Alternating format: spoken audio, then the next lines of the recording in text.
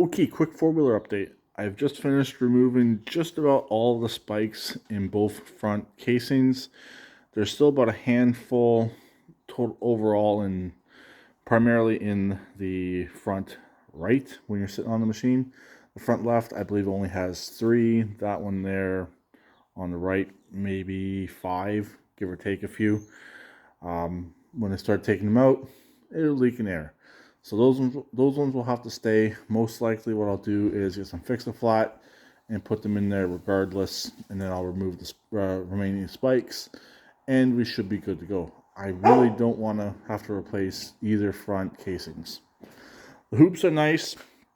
What I might end up doing is, if I need it, I'll find a different set, and I will spike them and have my winter set and my summer set. But for how much I'm going to use this, I don't really think it will matter. As you can see, the tank is removed. I actually had the bike running. I was just about to hop on it and try and move it, but it ran out of fuel. So I have the tank draining. It should be done now. Either it ran out or I had the fuel selector switch in the wrong position. So I'm going to grab the tank. I'm going to put the True Fuel in this. I got one more jug of that left. I'll fill the tank up with that, and we'll try and start this yet again. The carburetor was cleaned, but most likely does need to be gone through yet again. It's going to need a starter and probably a Bendix. I'll show you what it sounds like. Of course on video, but you can hear as the Bendix lets off, it's making that grinding sound. One thing I found out, this has, find it here, a horn, and it also has turn signals.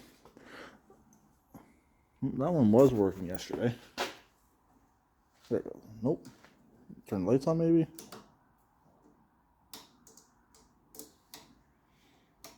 Weird. That was working yesterday,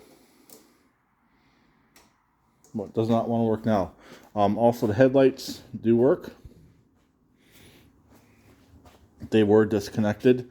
I got them both reconnected, and they seem to be working okay.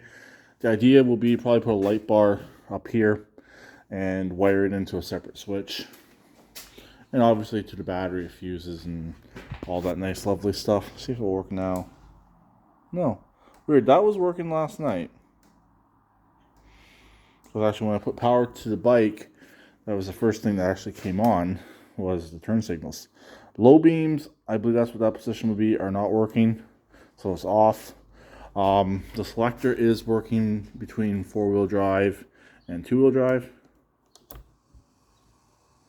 Okay, now we are in 4-wheel drive. And back to 2-wheel drive.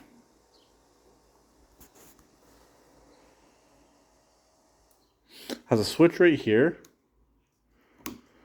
I have no idea what it does as of yet. It might be diff lock, possibly. But when I click it on or off, I don't really hear anything different. The winch, it does work. And other than that, that's pretty much it for right now. So I also replaced the primary starter wire right here. That's one off of a lawn tractor. The original right here, it's pretty toast. So on actually each end.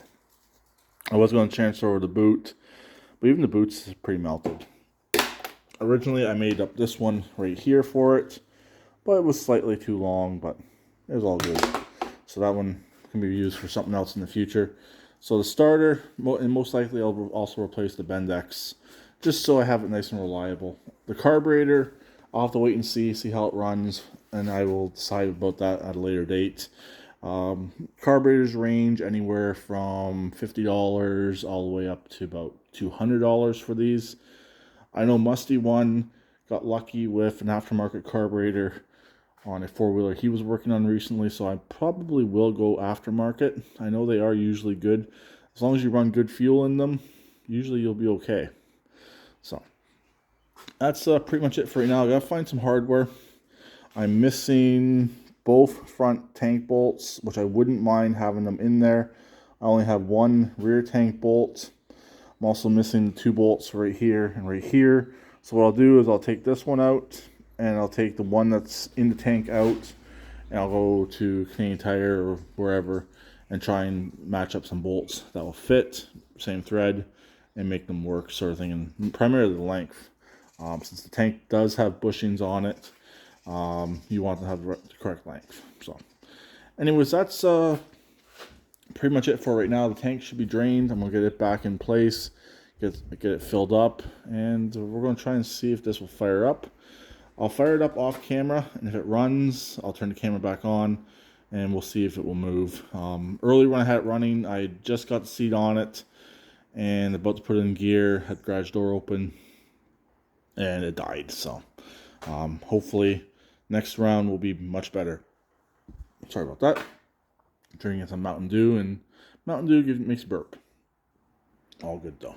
So talk to them later. Please keep it redneck like always, and please subscribe and comment.